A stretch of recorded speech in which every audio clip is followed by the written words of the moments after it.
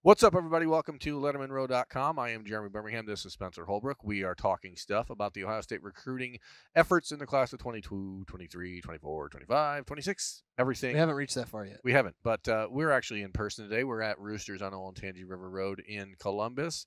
This episode of Talking Stuff, however, is, as always, sponsored by Buyers Auto. If you're looking for an auto, go to buyersauto.com.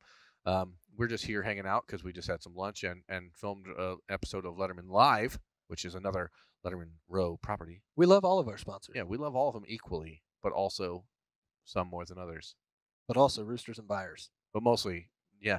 So anyway, we're talking stuff. That means we're talking about Ohio State recruiting. And Spencer, on Friday, Ohio State picked up another win on the recruiting trail. That was George Fitzpatrick, the offensive lineman from Colorado. You and Austin and I broke down that, reaction video to that commitment on Friday afternoon. But I think that there's a lot to it that goes into what happens now on the recruiting trail when it comes to George Fitzpatrick's commitment and how that impacts the rest of the class of 2022 on the offensive line. And I mean, that's sort of the overwhelming response that people come back with anytime a commitment happens is, okay, what about this? What aboutism is like the worst thing to me about covering recruiting, because there's never a moment where people can just celebrate good news. I think it's all about context. And I think that's why we had the reaction show with Austin, but we kind of talked about what it means for Greg Stadrawa and his recruiting efforts and the turnaround that he's been able to make in the offensive line room. We didn't really talk about it from a perspective that much of the 2022 class and what it means, because on the last episode of Talking Stuff presented by Buyers Auto, if you're looking for a car, go to Buyers Auto. Yeah, absolutely. We put it into perspective of there are 9 guys who could commit. Yeah. There are 9 guys in the running. And believe it or not, it's hard to contextualize this commitment. It's huge for the Buckeyes. He's a 90 overall. He's a 4-star guy. He's a really talented player from Colorado.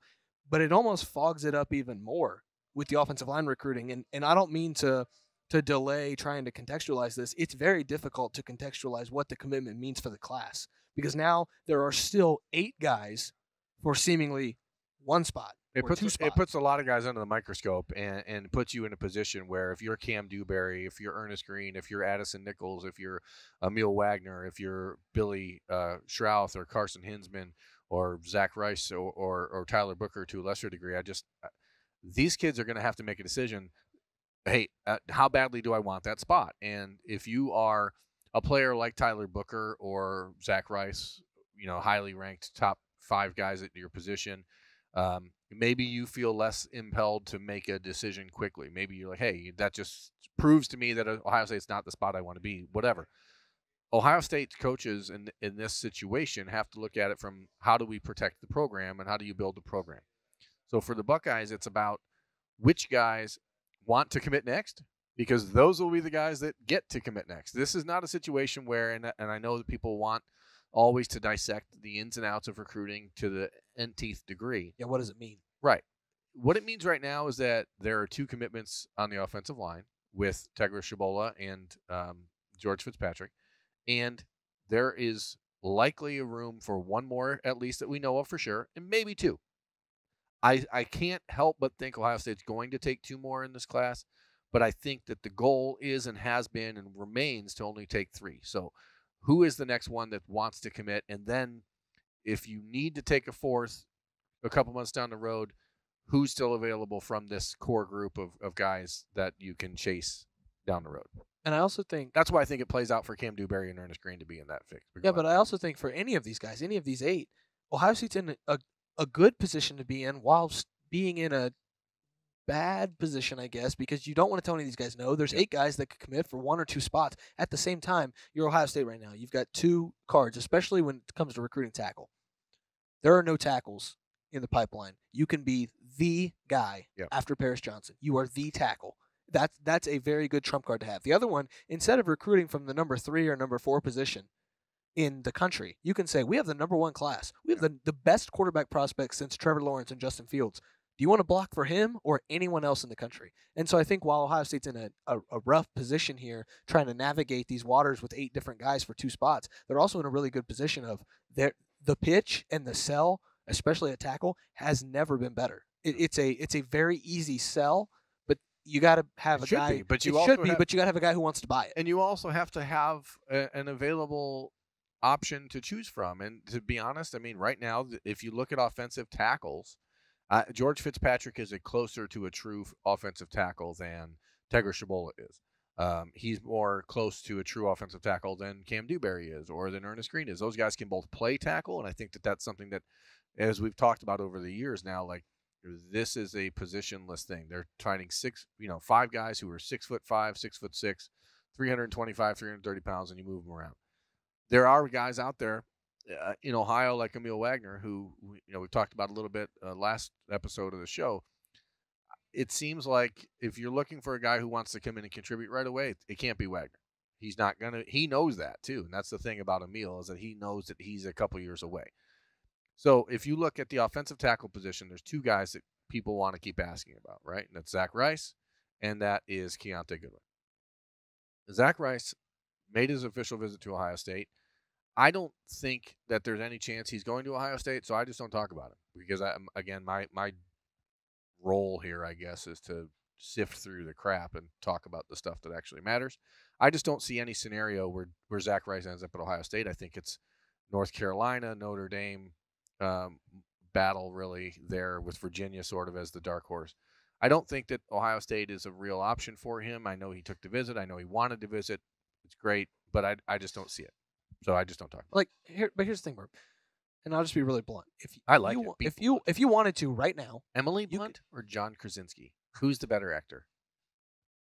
If you wanted to right now, and you wanted to just John Krasinski is the answer. If you just wanted to find out from Zach Rice, hey, are you still talking to Ohio State? You could probably get a hold of him in some capacity. Say, hey, did you like Ohio State? What are you thinking? And he could say, yeah, I like Ohio State. And then you could write 300 words, and people could read about it. But the bottom line is, he's not going to Ohio State. Yeah, unless something crazy happens. It seems very unlikely at this point that that Ohio State is in that conversation, despite the fact that he took the official visit. Obviously, he liked them enough to take a visit. The relationship is okay. It's not one of these things where you just feel like when Keontae Goodwin ended his recruitment by committing to Kentucky, that was a shock to the Ohio State system. Okay, that was a whoa, what just happened there? This is not what we anticipated. And with Zach Rice, it's like, okay, he came to visit. They didn't think that they were in a winning position before he visited, and they didn't think they were in a winning position after he left. Does it mean that they felt like they wasted their time? Of course not. Like, you want to have the best players in the country on your campus and get to know them, but you also want to do that because you're looking to make sure that guys are the right fit for what you're building. So in that instance, it was a situation where Rice was one of 4 offensive linemen visiting that weekend. The other 3 were Tegra Shabola and George Fitzpatrick and Emil Wagner. So you just sort it out. I mean, Zach Rice has been to North Carolina multiple times. Notre Dame is a big thing for him. And again, Virginia is sort of the dark horse. But I just don't talk about it. With Keontae Goodwin, I think that that's worth talking about at times, but I also know that Ohio State is much more than happy to move on the offensive line and just take Cam Dewberry and Ernest Green or Billy Schrouth and someone else and not have to deal with a situation where they felt a little bit like, not that anybody is owed anything, but I think that there was maybe a belief that the rug kind of got pulled from underneath them there when Keontae Goodwin decided to commit to Kentucky just 2 days before the dead period announcement came that it was over, when they had waited for so long to get him on campus. I think there was an understanding too that he was going to visit. Right, and that kind of there was an understanding. There was an understanding that he was going to visit as an uncommitted prospect, and because he had for a year straight said, "I'm going to wait and take official visits," and then 2 weeks before official visits were allowed to happen, then all of a sudden it doesn't. I don't think. I mean, these are grown men. There's, Ohio State's in a position of saying, hey, we're going to handle our business. You handle your business the way you want. But I think that was, at least in some ways, an opportunity for Ohio State to say, okay, well, this is where we're going to turn our focus. If Keontae Goodwin wants to come calling in November and Ohio State doesn't have another tackle committed and Billy Schrouth ends up at Wisconsin or Notre Dame, or Ernest Green ends up at USC, or Cam Dewberry decides to stay home and go to Texas A&M, sure, you're going to answer the phone. You know what I mean? I mean, you're going to answer the phone, right? Absolutely. But here's the thing. Hey, Macarena. At the end of the day, and maybe this is the Spencer becomes mean. Oh, I love it. At the end of the day, Spencer's going bold. At the end of the day, you are Ohio State. Sure. And if a kid wants to commit 2 weeks before visits are allowed to Kentucky and not even visit Ohio State, I would, if I was Ohio State, I'd feel a little burned by that. I mean, and I think that's reasonable. You let him go at that point. Absolutely. And if he wants, there's an old adage, Spence, in the world of romance and relationships, that if you love something, set it free. And if it comes back, it was meant to be. Yep. So we gotta get anyhow, the show rolling. Spencer, should we have a Spencer Gets Mean segment on the show from now on? We can. I love it. I've got enough. If we had a second camera where we could just do like a solo ISO shot of you and it could just be like Spencer getting mean, almost like reading mean tweets, but only you saying mean things to people, I would be totally I don't think this is as mean as it is just the truth. A lot of times people in recruiting try to beat around the bush when it comes to the truth. The truth is John Krasinski is a better actor than Emily Blunt. I don't know where this is coming from, but the truth is Zach Rice is probably never going to play at Ohio State. Yeah. And Keontae Goodwin, in my opinion, did a little bit burn Ohio State with what he did. I agree. And so from there, you look at the available options at offensive tackle. They are few and far between. And the offensive line, as great as it is that they got a George Fitzpatrick commitment, it made things a little more foggy from our point of view to try to dissect what's going to happen the rest of the class. Kentucky got a good win from Keontae. Oh, my gosh. All right. Without question. I think we're done. Ohio State is in a position where they are still looking for another offensive lineman or two. And again, people want to ask about Emil Wagner. I just think that if he wants to wait, which it seems to be that's what he's intending to do, no offensive lineman in this class, and I see this entirely honestly, and Keontae Goodwin is a perfect example of what I mean. There's not a single player Ohio State is going to say, no, we can't have you commit because we're waiting for this guy at this point. They're just not doing it. It's Ohio State. They believe quite firmly that they are the best program in the country, if not the best, one of the top two in the country, and they don't feel like they are in a position where they should have to wait on anyone. It's the number one class in the country, too. If you want into the number one class in the country, get in. Right, and if you don't, well, then you're sort of making a decision by not making a decision, I guess. And that's where I would go with that. It's defensive back week. We're, again, live here at Roosters doing Talking Stuff, the Ohio State Recruiting Podcast brought to you by Lettermen Row and Buyers Auto. So it's defensive back week, so we want to talk about this for a minute because I think that's kind of the thing that people are worried about, Spencer, is you look at the defensive back class, 5 guys already committed, 4 cornerbacks. The Buckeyes have a clear-cut top 2 left at safety that they're chasing in Xavier Wampa and Zion Branch. And in an almost cruel twist of fate, I think if you get one of them, it makes it harder to get the other, obviously, because now you have to convince 3 guys to join the group at that position. The Buckeyes have handled it the right way this far. Like they've said to each one of them, here's your role. There's been no deviation from the role. There's no, confusion. There's no way other schools can send a message and say, oh, well, these guys are lying to you. Because they sat down Kai Stokes, Xavier Wampa, and Zion Branch, who all made their official visit at the exact same time, sat them all down in the same room and said, this is how it's going to happen. And at that point, believe it or not, right? Yeah, and, we talk about it a lot. Ohio State doesn't do a lot of, blowing smoke up kids' butts on what's going to happen once they get on campus. They tell them, hey, you're going to have McMurray, make sure you're a freshman. You're going to have a time to develop. If you're good enough, you'll play early. And this is exactly where we see you. We're not going to switch positions unless you bring it to us.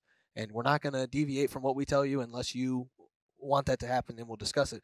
Ohio State sat them all down and said, hey, this is where you will play Kai Stokes. This is where you will play Xavier Wampa. This is where you will be Zion Branch. If you like that plan, we'll have you. Yeah. And I think that's the correct approach here, because if you told all 3 of them, you're going to play safety in the exact same spot, well, it's going to be a lot harder to recruit. I think if you have Xavier Wampa commit or you have Zion Branch commit, call me crazy. Am I crazy? You're not crazy. Not crazy. That might I'm of the other opposite opinion, where I think that helps Ohio State, because then you see, like, okay, 2 of those pieces are in place. I can be the 3rd piece that they've already told me where I'm going to be, and we can really start to build this secondary. And I think it helps Ohio State in a way. Yeah, and what we do know is that Ohio State is in the mix, right? Very firmly in the mix for both Zion Branch and Xavier Wampa. I would say that with Wampa right now, it looks like a 3-team race between Ohio State, Notre Dame, and Texas A&M. And with Zion Branch, he released the top 5 on Saturday night. It was Ohio State, USC, Oklahoma, Clemson, and Alabama. He's not visited Clemson or Alabama yet. Those visits are expected to happen during the season. And so you can reasonably think, based on long-term relationships, based on what has been reported and said by him directly, I think it's Ohio State, USC at the top there, with Clemson and Alabama are always a concern, no matter who's recruiting who or when or how. Oklahoma's obviously trying to sell a vision of what they want their defense to be in the Big 12, and so they're in the mix here as well because they did get an official visit. But I think it's Ohio State or USC at the top there, and then with Ohio State and Notre Dame, with Texas A&M on the periphery for Xavier Wampa. I don't know. I mean, neither one of those guys at this point is trying to make a decision anytime soon. Both of them had initially planned to have a decision made this summer and heading into their senior years. But because we talked about this all the time, the COVID year was going to operate one of two ways. People are going to either take all their visits and realize, okay, I know exactly what I need. Now I want to head into the season and shut it all down. Or they were going to say, well, I couldn't get enough information trying to cram everything into 4 weeks in June. So for both of these two kids who are very cerebral, very purposeful, intentional kids, like they just need more time.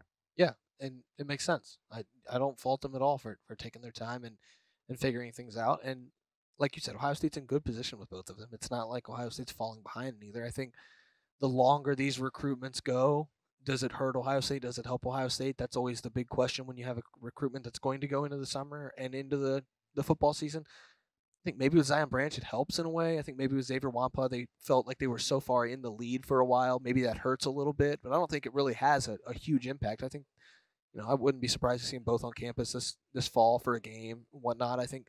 Yeah, Wampa's, I think, expecting to get back for the Penn State game. I know there's been talk about Zion Branch doing the same thing. And these kids are all in this position where they have just hundreds of people coming at them day in, day out. And that's why when you're talking about the defensive backs, with 4 cornerbacks committed, with Jaheim Singletary, Jair Brown, Ryan Turner, and Terrence Brooks, like, if you could go down the list and be like, okay, well, there's a concern here, there's a concern here, there's a concern here, and there's a concern here. Every single one of those guys, there is reason to be, I don't want to say worried, I don't want to say even concerned, but there's reason to be at least somewhat on your toes and keep your head on a darn swivel, because every school in the country is coming at these kids saying, well, why do they need 4 corners when they just signed J.K. Johnson and Jordan Hancock last year? Why do you need that? And so Kerry Coombs and Matt Barnes are coming. They got it coming at them from all directions. Yeah, and it's about the rest of this cycle in the defensive backfield is going to be about honest conversations. This is where Kerry Coombs can really solidify himself as, I guess, back in a way. Like, is he an elite recruiter? We already know he can get kids to commit. If he can keep all these guys in the fold, and if you're an Ohio State fan, you would have to be thrilled, because if he can keep all of these guys in the fold and keep them happy and get them all on campus and show them the vision that he has for each one of them individually as well as collectively within the class, that's when you will officially know, like, okay, Ohio State's secondary is in good hands for a long time, because you can navigate these waters. You can do anything. That's the thing. They all committed knowing this was the plan. So it's not like anything has changed since they made their decision. Jaheim Singletary knew there was going to be 4 corners when he committed. And Jaheim Singletary, I'm going to, he doesn't talk a lot, but I'm going to speak for him in this instance. He does not care about anyone else. Anyone else who's committed does not matter to Jaheim Singletary. So I know there was some Twitter scuttlebutt 2 weeks ago after his official visit where he said he didn't say this and people hadn't. I am admitting I've not spoken to him about this, but I know what I know about Jaheim from talking to him and from talking to people around him. He does not give a crap about the fact that there are 3 other cornerbacks committed. Jaheim Singletary knows exactly who he is and where he fits. With Ryan Turner, he committed to Ohio State without ever visiting the school, and then he's come up and made his visit. Terrence Brooks, it was supposed to be all Alabama or Texas A&M where his dad played, and he committed to Ohio State a week after visiting for the first time and 2 weeks after getting an offer. So sure, you could make a reasonable case that there's reason to be like tentative about that verbal as the season goes along. Jair Brown was the first commitment in the class for Ohio State, and he's talked a lot in the last year about, hey, I'll just see how things go. I'll see where the road takes me. And I don't necessarily think that that's him trying to even be coy. I think it's just he's being entirely honest and saying, I don't know what's going to happen in 6 months from now. I don't know what's going to happen 6 hours from now. I could walk outside and get hit by a bus. I mean, He's an interesting one. yeah, He's always willing to talk. They're all willing to be honest, and they're all willing to say exactly what they're thinking, and that's, I think, a byproduct of having the relationships and the conversations they've had with Kerry Combs and Matt Barnes, because that's what this entire relationship has been founded on, which is this is exactly how it's going to be, and we don't want to try to sugarcoat things. We're not trying to sell you a dream or sell you something. And I talk to other people in media and other recruiting writers who will ask me questions. Oh, what does Ohio State think about this kid, or what's going on here? And the constant refrain I get from other media folks is, "Oh my gosh, are they really taking 7 defensive backs?" Like, and you can almost tell that it is intended to be used against Ohio State from other schools. But if the Buckeyes are approaching it directly and coming straight out and saying, "Hey, this is our plan," how can it be used against them? It can't. No weapon against you. It can't. Ohio State's honest in recruiting, and that's we're trying to be honest here. Well, we were Bold. honest with the offensive line Bold in the chatter, scuttlebutt. We're honest with the defensive back recruiting, and Ohio State's honest on the recruiting trail. They know what they're doing. If you're an Ohio State fan, I promise it's better to trust Kerry Combs than to doubt what he's doing on the recruiting trail. I promise he has a plan. I haven't talked to him personally, but if I were a betting man, I would say the guy who's in charge of heading up the #1 team in the country's defense, he probably has a plan on the recruiting trail. Yeah, I wrote about it on Monday morning for the recruiting question of the day. Like that was the question: how worried? Yeah, be worried. Like, it's 2021, and college football recruiting is a constant state of change and drama. But ultimately, the responsibility, and this is something I said last week on Lettermen Live, was that the responsibility for Kerry Combs and Matt Barnes is to restock that roster. And if one of these 4 cornerbacks decides that they want to go elsewhere because they think 4 is too many, even though they were told 4 from the start and they committed knowing that was the plan, if they change their mind, which they are certainly entitled to do, Ohio State will just find another one. Mm-hmm. Like, that's just the way it goes. When Toriano Pride decided he wanted to go to Clemson because the idea was that maybe he didn't want to be part of a 4-man cornerback class, Ohio State just moved down the list and went to the next one. And guess what? It was a top 100 player. A top 100 player in Terrence Brooks. Mark Pantoni, Kerry Combs, Matt Barnes, these guys have a plan. They always have a plan. Hey, Macarena. Spencer, do we have any questions? Or I know people wanted us to play in or out, which we will do later this week. We're not going to do it today. Today's sort of an abridged version of the show. Again, we are live and in person. I'm going to be taking a couple of days off of work here and trying to enjoy a little downtime while we have it before Big Ten Media Days next week. So I'll be back like Thursday, so it's not like I'm going to be gone long or anything. But we'll do in or out later this week. But this episode of Talking Stuff is really just talking stuff about the offensive line and the defensive backs, because that's what we're talking about this week on LettermenRow.com. And again, with the addition of George Fitzpatrick last week, the Buckeyes' top-ranked recruiting class in the class of 2022, 17 commitments, 2 offensive linemen, looking for 2 more, maybe 1 more, definitely. And then it really starts to turn into a game of who wants to join on the defensive line, because they're going to take 5. We know who the other 2 guys are. Who did you predict? It was Chris McClellan, Miro Canoe, McClellan, Caden Curry, Eni White, and Kenyatta Jackson. And, that's just sort of a spitball. I know people want to see Omari Abor out there, and we'll talk about that stuff later in the week. But there could be some, like, one or the other thing that happens with Kenyatta Jackson and Eni White. We'll see how that plays out.